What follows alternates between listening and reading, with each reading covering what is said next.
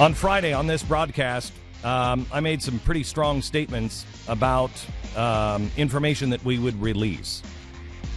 Well, it is now time to release it. The government has not come clean, nor has really any of the mainstream media. Some of this information has now come out over the weekend. Some of it came out in dribs and drabs last week, and immediately the government tried to discredit it. But we have sources, and I will tell you that while we are not the source of much of what came out, the different people, these sources, some of which we are talking to others. We are not an organization that cares about exclusives. I don't care about being first. I care about being accurate. I also held this information as long as we could from you, because I think it would have been much better if CNN, ABC, and NBC would have broken this, and I also think it would have been much better if the federal government would have come out. We received some of this information beginning on Tuesday of last week and began to do our own homework and investigation. By Wednesday afternoon, we knew it to be true. We have the sources, and we have documents in hand. So we know we're right. I warn you that while some of this now you have heard, others, there are, I think, 5 different points in here that is new and exclusive. I warn you that do not go to just anybody for additional. Just because these things we can verify because we have the documents in hand does not mean that we go any further than this. We have some other things that we are going to lock down in the coming days. We have some more tomorrow and the next day, and probably the next day and into next week, as we verify, and also giving people in the government and the media the opportunity to tell the truth. The reason why this is important to me is this information will only divide us even more. I told you on Friday that I thought I had reached the bottom of my trust level with the government and with the media. Oh, no.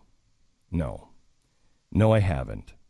And now the government is out and out lying to you.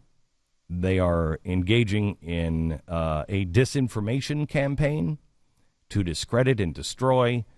And some of our sources are under threat of 20-year prison terms for speaking to members of the media. I can just tell you that there are brave Americans that are at the highest levels that are begging you to listen and to take action and call your congressman and call your media centers and say, why aren't you doing something about this? While the media continues to look at what the causes were of these 2 guys, there are, at this hour, three people involved in the bombings in Boston. The first one is the one we're going to address. You know the other 2, they were caught on Friday. But the first one was caught on Monday. And we don't know at this point. I can speculate, but I won't at this hour. I can speculate, and I bet you can draw your own conclusions as well as how he was involved. But we do know that he was involved. You can ask yourself this question: how many times does lightning have to strike in the first place for this guy to be at the scene of the crime and in the hospital and not involved?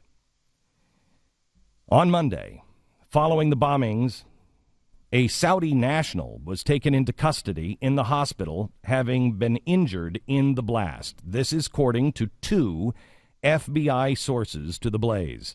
They used the term "in custody."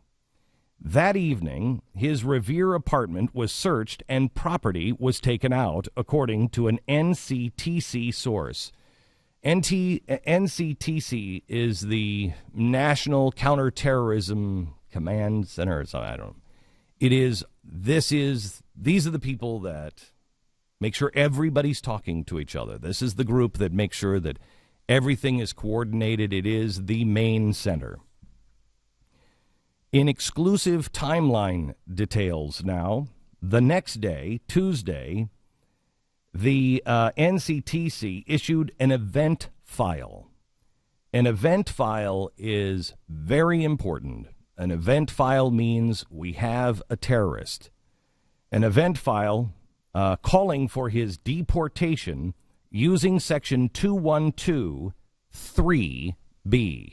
If you listened to me on Friday, the reason why I said 3, I said he's a very bad man, was to send a message to those in the Department of Homeland Security and in the administration.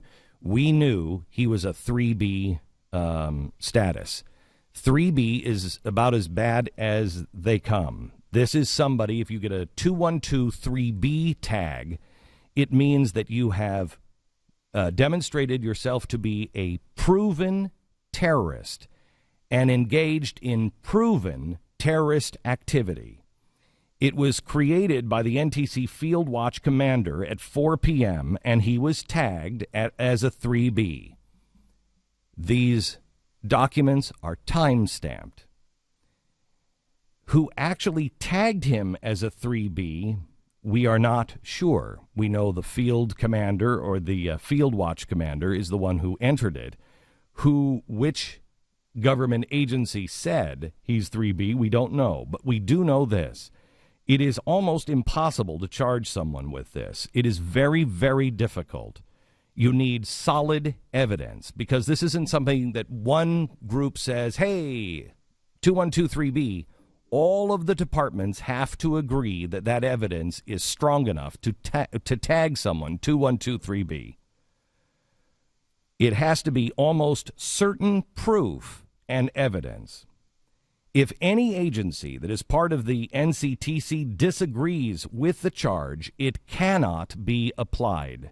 It's very important that you understand this is not something that is riddled with mistakes. If you had a 2123B, if one person objects and says that's not right, you are not allowed to tag him with that. It's a huge burden of proof. It is the equivalent in civil society of charging someone with premeditated murder and seeking the death penalty. So nobody called up and said, hey, 2123B, put it on, and we'll take it off later. Now, Tuesday, this happened on Tuesday. As soon as that happened, Tuesday morning, Secretary of State John Kerry meets with the Saudi Foreign Minister, Saud. The meeting is abrupt, and it is closed to the media. Tuesday, after that meeting, the FBI starts to backtrack from the suspect, saying he's no longer a suspect, he's a person of interest. Then he's no longer a person of interest, he's a witness. Then he's a victim, and then he's a nobody. Wednesday afternoon, the president has a chance encounter with the Saudi Foreign Minister Saud again, and the Saudi ambassador Adel Al-Jaber. They say this was about new developments in Syria. Do not believe it. Exclusive now from TheBlaze, updated information. Wednesday at 5:35 p.m., the file, the 2123B, is altered. This is unheard of. This is impossible in the timeline due to the severity of the charge. If these things did happen, which they don't, if this did happen, you don't one day put a 2123B charge against somebody with deportation and then the very next day take it off. It would require too much to do it. The order was that the deport order was rescinded. And this is critical that you understand, there were only two people that could do this. The director of the NCTC could order the change after talking to each department, after going to the FBI and the ATF and everybody else and saying, hey, you know that evidence we had, here's evidence against it, et cetera, et cetera. Only the department could do that by running everybody through and making sure that everybody signs off. Impossible to do in such a short period of time. Or somebody at the very highest levels of the State Department could do it. We don't have any evidence to tell you which one did it. Thursday, Janet Napolitano testifies before the House Homeland Security Committee that no Saudi national has been or was being deported. This goes directly against the order that we have in hand. Exclusive information now from TheBlaze. Congressman Duncan is in possession of the original event file, along with members of the House Homeland Security Committee, Congressman King, McCall, and Miller. They have sent a formal letter of request, which we have a copy of and is now posted at TheBlaze, for a classified briefing on the Saudi national and the deportation order. The Department of Homeland Security needs to answer Congress. Another exclusive now from TheBlaze that was just reported on Fox Radio. Let me read it from Fox Radio. The Saudi national, who was initially detained and then ruled out as a suspect in the Boston Marathon terrorist attack, had been flagged on a terror watch list. Let me report. Had been flagged on a terror watch list and was granted a student visa without being properly vetted. A source close to the investigation revealed that Abdul Rahman Ali Alharbi had been deemed inadmissible under a section of the Immigration and Nationality Act, which declares ineligible for a visa any alien who is engaged in or is likely to engage after entry in terrorist activity. At least two additional sources have confirmed that Ali Alharbi is set to be deported as early as this week, contrary to statements made by Homeland Security Secretary Janet Napolitano. Thursday of last week now, going back to the Blaze report today, Thursday, DHS and ICE told the media that there are two Saudi nationals, and it's the other one, not the one hospitalized for injuries suffered in the bombing. That's the one that's in custody and being deported. We would respectfully ask for any kind of evidence of that. Who is this second Saudi? There were no names, no pictures presented. The fact is, an event file was created for one Abdul Rahman Ali Alharbi, indicating that he deported for terrorism activity, clearly stated on the event file for the Boston bombing. If there is a file that has been created with another Abdul Rahman Ali Alharbi in mind, don't you think we should know about it? Also, exclusive from TheBlaze. This Saudi had a student visa. This Saudi's student visa specifically allows him to go to school in Findlay, Ohio. He has been in this country now for 6 months. We cannot find any evidence that he is in Findlay, Ohio. He has an apartment in Boston, Mass. If this is a case of mistaken identity, then who is the person named in the file with the same name, with the 3B charge? If DHS was working with a person as a source to out the bombers, then why is there a 3B charge? Exclusive. Why wasn't the Congressional Committee on Homeland Security notified? Why are they being cut out of all information? This is protocol. We're working on the family connections, and there is more to come.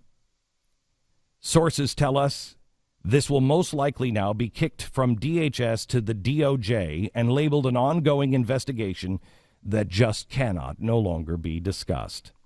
This will be the reason Napolitano will not answer the Homeland Security Committee's request for a briefing. Like Benghazi, they have a heavy disinformation campaign floating a variety of scenarios to confuse the media, but that apparently doesn't take much. To prevent the story from being pursued, mistaken identity, wrong Saudi in custody. They are also working very hard to discredit those on the scent. I will give you more information on this in just a few minutes. But I want you to know, I need you to call your congressman right now. There are those congressmen that are aware of this, have seen the documentation. They're in the Homeland Security Committee. They know. They have seen it. They need your support. They need your help. If the American people do not stand up and they do not demand justice to be done and they do not demand information on where this Saudi is right now, our sources tell us there's one of two things. He's either on a plane tomorrow or he is already gone. We want to know where he is. We demand answers from the Justice Department and from this administration. You call your congressman right now and you ask them, are you aware of this information? If not, talk to the Homeland Security Committee. And if you are not on top of this and making this your first priority today, I want to know why. Call them now. I will give you more information and why this is happening, and also the media and how they responded behind the scenes, coming up in a few minutes.